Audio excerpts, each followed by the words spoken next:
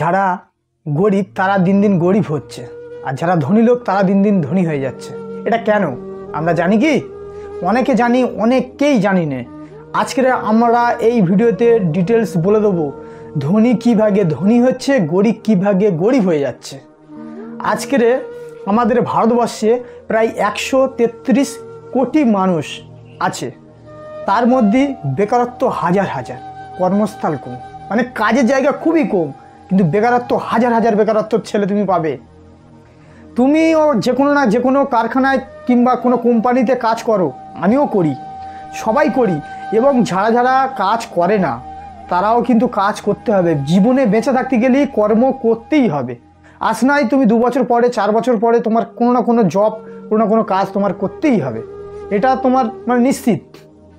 কেন আমরা গরিব হয়ে যাচ্ছি? যারা গরিব লোক তারা দিন দিন গরিব কেন হয়ে যাচ্ছে, এটাই প্রশ্ন।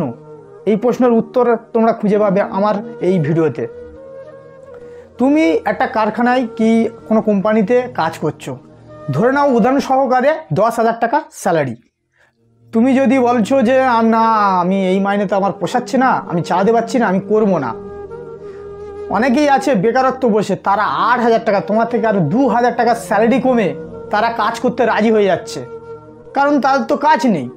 আমাদের দেশের হাল এই অবস্থা, শুধু আমাদের দেশের না, এটা প্রায় দেশের হাল এটাই।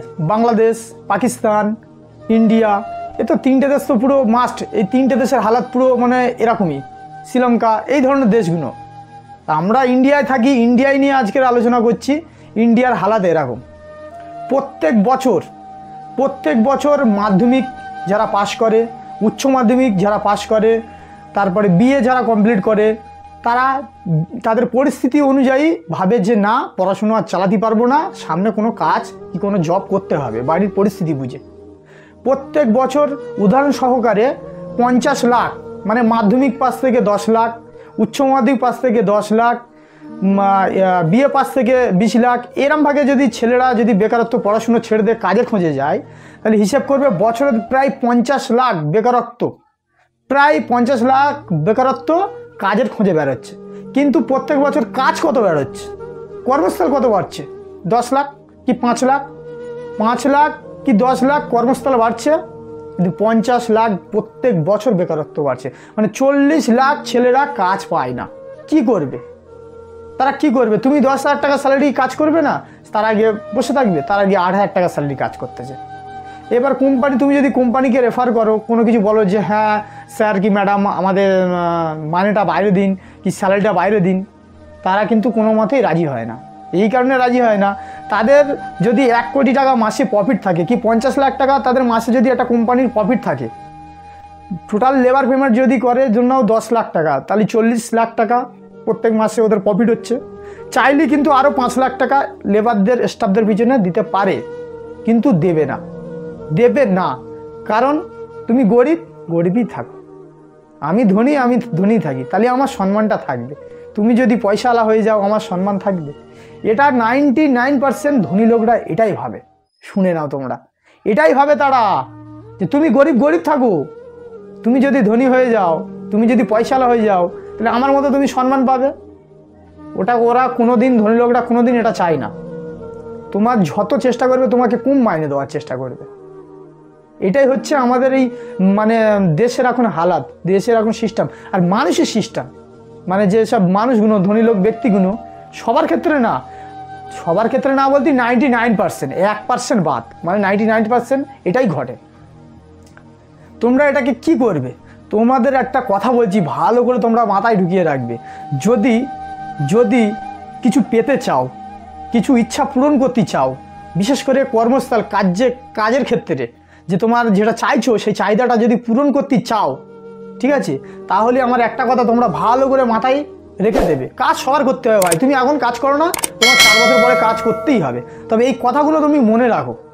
তুমি যদি একটা কারখানায় কিংবা কোনো কোম্পানিতে জব করো, যদি 50 জন ছেলে জব করো কিংবা কাজ করো, উদাহরণ সহকারে কি 20 জন হতে পারে, তাহলে সবাই একত্রিত থাকতে হবে, সবার মধ্যে মিল থাকতে হবে। তাহলেই যে কোনো সমস্যাকে সমাধান করতে পারবে। তোমার স্যালারি বাড়বে না, স্যালারির বাপ বাড়বে। এটাই হলো সিস্টেম, ঠিক আছে? একটা সুতো তুমি একা টানবে, দেখবে ছিঁড়ে যাবে। দুটো সুতো একা টানবে দেখবে ছিঁড়ে যাবে, 3টে সুতো এক জায়গায় গুলে টানবে দেখবে ছিঁড়ে যাবে। যখন ওটা 20টা সুতো যখন এক জায়গায় পাকিয়ে যখন টানবে, ছেঁড়ার ক্ষমতা নেই, তখন ওর শক্তিটা হাজার গুণ বেড়ে যায়। 20টা সুতো একটানা ছেঁড়া যাবে না।